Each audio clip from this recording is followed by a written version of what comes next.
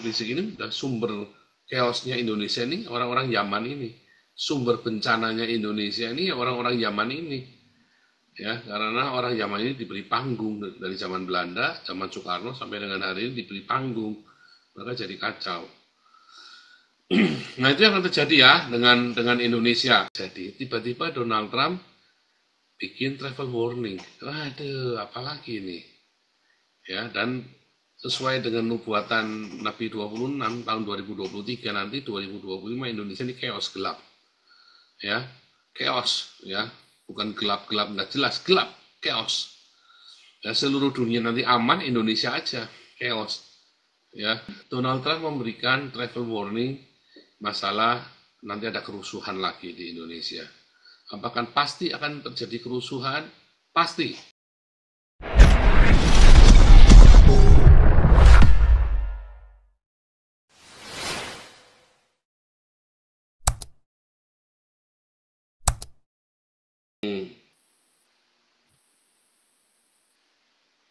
Oke, nanti kita akan pikirkan sesuatu untuk masalah kuliah ya, jangan khawatir ya. Nanti tim beasiswa coba sekalian ke Kupang. Nanti kalau ke Kupang lagi Pak Enado menjajaki untuk bisa kuliah di Kupang bagaimana caranya dan mungkin bisa ada kerjasama dan mungkin malah kalau perlu kita kirim ke Belanda sekalian atau ke Jerman ya. Kita bikin di sana les bahasa Jerman ya. Yang sekarang yang paling gampang itu masuk Jerman untuk mahasiswa-mahasiswa ini ya. Kita bikin les bahasa Jerman gratis di sana ya. Nanti kita pikirkan bagaimana cara bikin les bahasa Jerman gratis sekalian yang jauh sekalian itu loh ya. Ini kita pikirkan ya, jangan khawatir. Terus ini kepala desanya gimana, Pak Kepala Desa gimana tadi, Marcel? Ya, Pak Enado jadi masuk Pak kepala desanya nggak? Sudah. Oh sudah masuk. Mana ya? Kades open camp ya. Udah nih Pak Timotius Natonis sudah dipin nih. Timotius Natonis.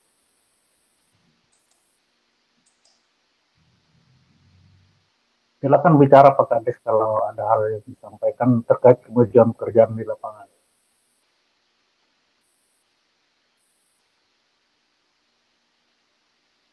Mana nih, enggak Pak Timotius ini ya? Dibuka mic-nya, belum dibuka mic. Belum dibuka mic-nya Pak Timotius.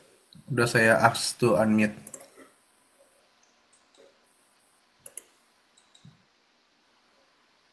Nah iya nih. Silakan Pak Kepala Desa. Ini dia nggak bisa buka mic-nya walaupun udah dikasih. Kita nggak bisa unmute ya. Dia nggak bisa unmute sendiri. Oh, Pak Timotius bisa tolong di unmute, gambar mic-nya dipencet. Ini masih tidak terdengar suaranya. Ya. Oh, di bawah. Masih di unmute ya. Pak Timotius kiri bawah. Kiri bawah HP saudara Pak Timotius.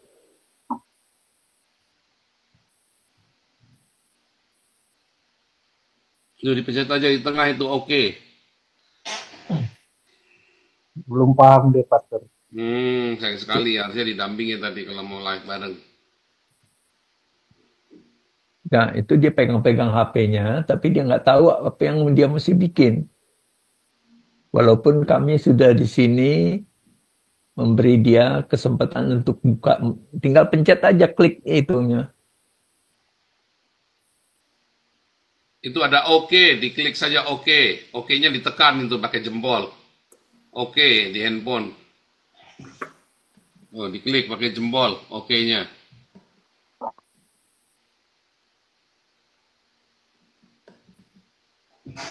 Wah, sayang sekali ya. Oke deh. Dan sayang sekali ya, nggak bisa ya. Oke, terima kasih Marcel, Pak Enardo, Akhil Oscar, dan Pak Kepala Desa, Pak Timotius Natonis. Sayang sekali Pak Timotius Natonis nggak bisa bicara karena tidak bisa nyalakan mikrofonnya ya. Eh, Padahal dia udah co-host ya. iya, sudah saya jadikan co-host. Nggak apa-apa, mungkin nggak bisa, belum tahu cara pakai Zoom. Harusnya tadi di sebelahnya si Oscar ya. Lain kali begitu ya, jangan ditinggal sendirian ya. Kalau mau live Zoom, kalau di daerah itu harus ditemenin sebelahnya. Kalau nggak nanti kita buang waktu sia-sia. Sayang sekali. Oke, saudara-saudara, terima kasih Pak Timotius. Sayang sekali tidak bisa ikut bicara karena mikrofonnya nggak nyala ya Pak Timotiusnya. Saudara, ini memang proyek yang kita gagas ya, proyek ini kita gagas ya untuk memperkuat iman saudara-saudara kita yang ada di Soe dan Kefa dengan menunjukkan perhatian kita, bukti kasih kita.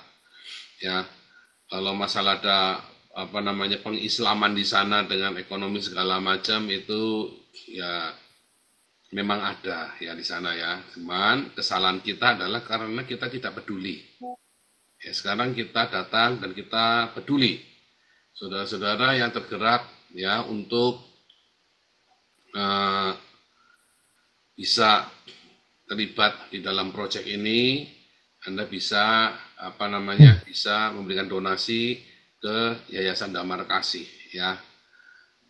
Nah, nanti Anda akan terlibat di dalam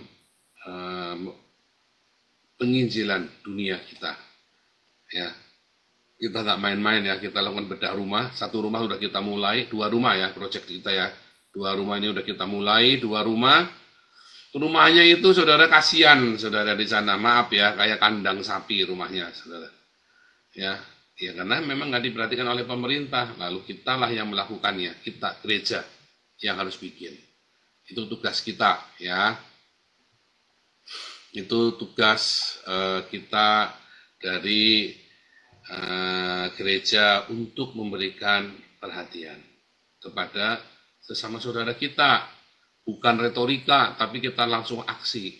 Itulah yang saya bilang, itulah cinta kasihnya Tuhan Yesus. Langsung aksi, tanpa iming-iming, tanpa maksud apapun, tanpa iming-iming ya, saudara ya. Makanya kita kalau kasih makan itu tanpa iming-iming.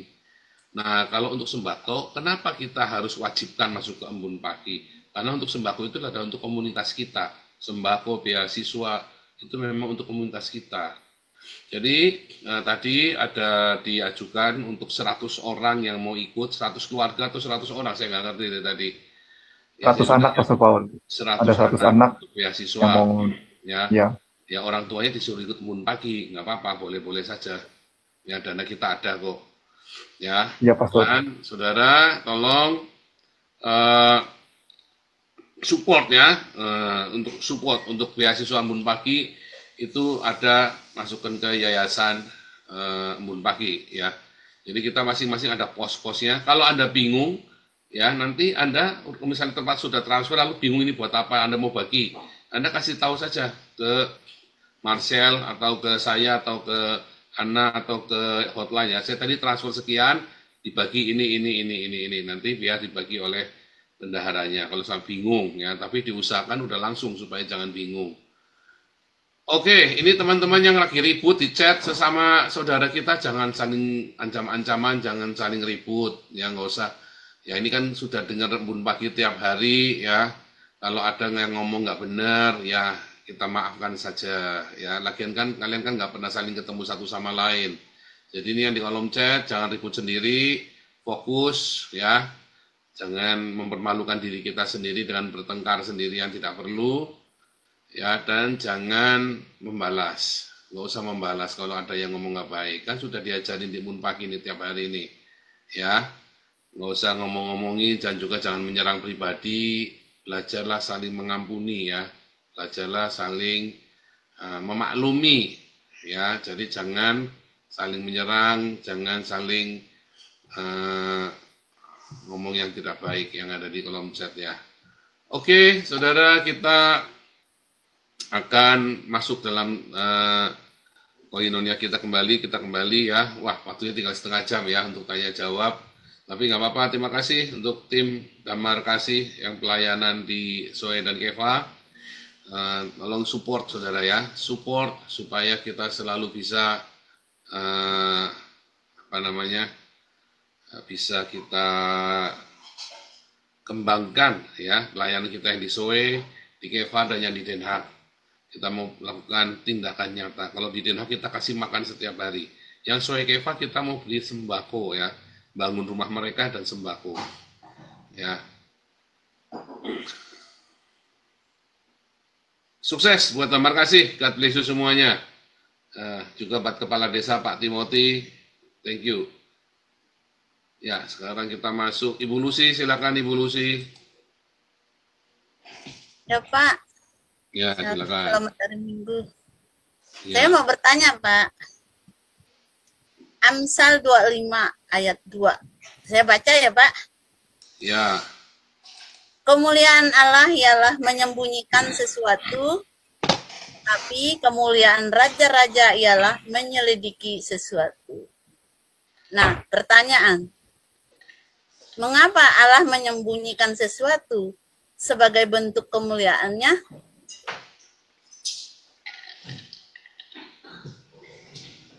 Ya itu dulu Pak, tapi nanti ada lanjutannya.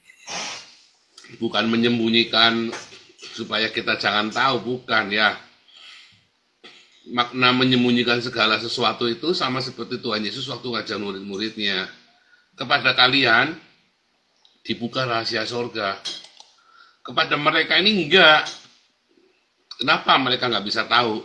Ya karena kebebalan hati mereka sendiri. Ya, ada orang yang pintar, ada orang yang kaya, terhormat, karena dia merasa terhormat, merasa pintar, merasa kaya, mereka merasa tidak memerlukan lainnya lagi. Sedangkan ada orang-orang miskin, ya yang hidupnya sederhana, mereka juga tidak merasa miskin, tidak merasa kaya, karena mereka mereka hanya orang-orang yang tulus, yang hanya ingin kebenaran saja. Sebenarnya seperti itu maksudnya, ya. Nah, kehormatan raja-raja kalau dia bisa membongkar rahasia surga.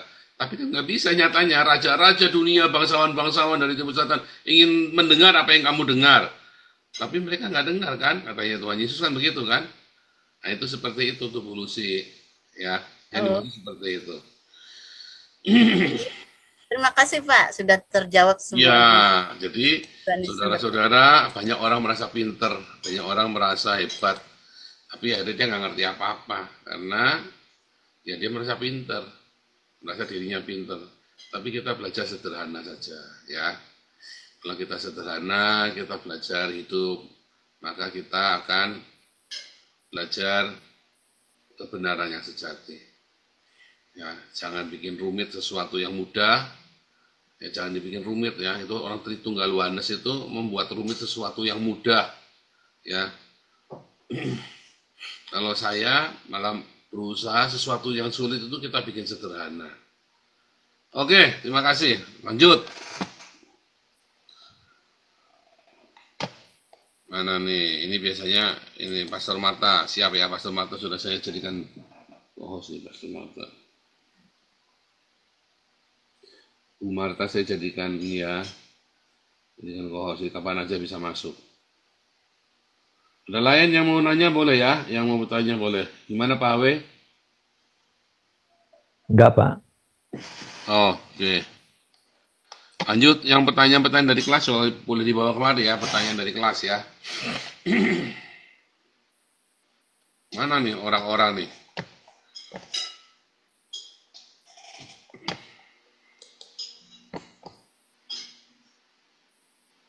Sebentar ya.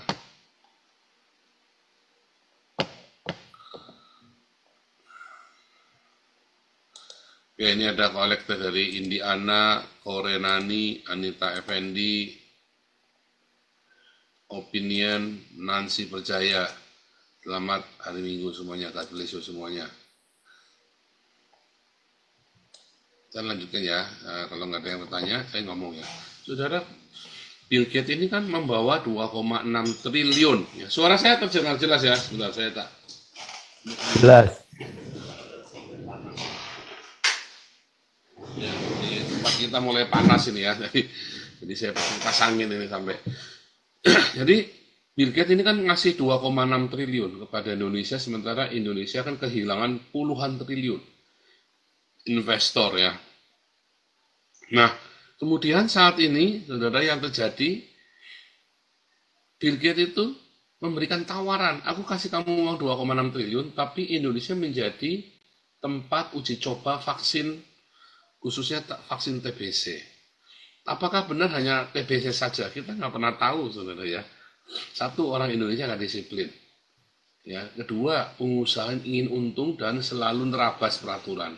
Tidak ada pengusaha yang begitu saja terima kesepakatan. Kalau tidak ketahuan ya diselonongin. Ya, mungkin Bill Gates adalah orang baik dan jujur. Saya percaya bahwa Bill Gates ini orang baik, saudara ya. Tapi apakah orang-orang di sampingnya dia orang baik dan jujur? Apakah pemerintah Indonesia juga baik dan jujur? Jangan-jangan juga disusupi lain-lainnya yang kita nggak tahu. Ya, maka siap-siap Indonesia dengan pandemi berikutnya. Indonesia harus bersiap dengan pandemi berikutnya. Saya sudah bilang kalau sebaiknya jangan pergi ke tempat keramaian, ya.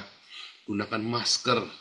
Setidaknya mengurangi. Masker itu memang tidak bisa menghalangi virus ya, tetapi setidaknya mengurangi.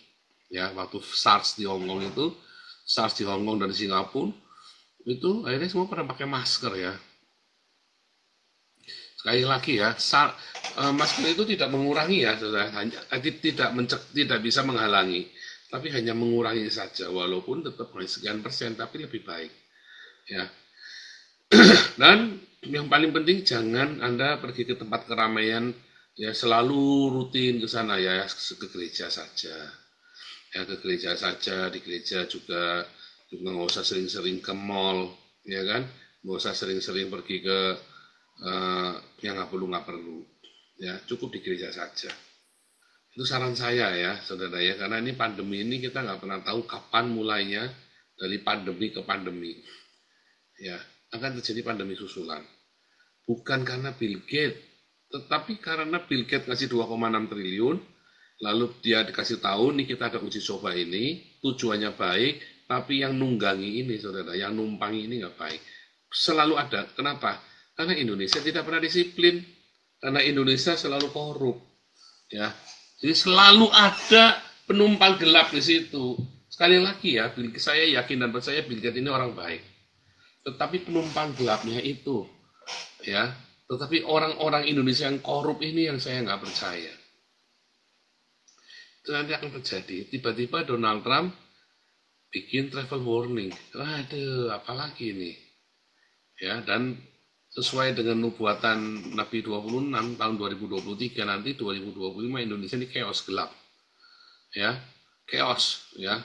Bukan gelap-gelap nggak jelas, gelap, chaos. Ya, seluruh dunia nanti aman, Indonesia aja chaos. Ya. Ngeri ya. Itu akan terjadi.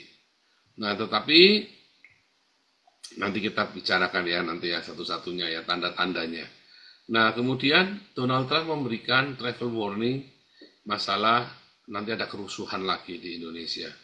Apakah pasti akan terjadi kerusuhan? Pasti ya, pasti. Tetapi kali ini adalah Islam lawan Islam. Kerusuhan itu adalah Islam melawan Islam karena sudah mencapai satu titik kulminasi ya antara para Habib Yaman ini dengan Islam Nusantara. Ya. Ternyata para penggugat Jokowi ini yang cari-cari masalah itu para penggugat ijazah ini merapatnya malah ke Habib Rizik. Waduh, ini dia nih. Kenapa merapatnya ke Habib Rizik? Ada apa ini? Ya kan? Mengapa para penggugat Jokowi ini? Sayang sekali ya. Saya begitu sih para penggugat Jokowi lari ke Habib Rizik, saya sudah nggak simpati lagi sama sekali. Ya. Karena buat saya Habib Rizik ini sudah sumber chaosnya Indonesia ini orang-orang Yaman ini. Sumber bencananya Indonesia ini orang-orang Yaman ini. Ya, karena orang Yaman ini diberi panggung dari zaman Belanda, zaman Soekarno sampai dengan hari ini diberi panggung. Maka jadi kacau. Nah, itu yang akan terjadi ya dengan Indonesia yang akan terjadi ya. Tapi kita akan kaitkan nanti dengan ini ayat bacanya dari Mazmur 91 dan Wahyu 6.